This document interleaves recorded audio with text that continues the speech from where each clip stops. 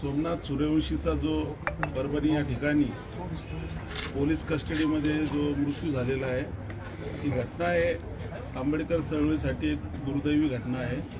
त्या पोलीस प्रशासनाचा मी सर्वप्रथम निषेध करतो आणि आता त्याचं जे घाटी औरंगाबाद संभाजीनगरमध्ये पोस्टमॉर्टम या ठिकाणी झालेला आहे आणि त्याचा अंत्यविधीसाठी आम्ही त्याची बॉडी घेऊन परभणीला या ठिकाणी निघणार आहे।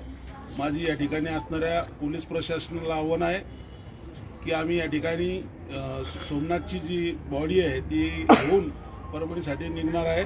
पोलीस प्रशासनाने कोणत्याही प्रकारचा व्यत्यय आणण्याचं काम त्या ठिकाणी करू नये आणि शांतता सुव्यवस्था बिघडू नये हे आमचं या ठिकाणी पोलीस प्रशासनाला सांगणं आहे।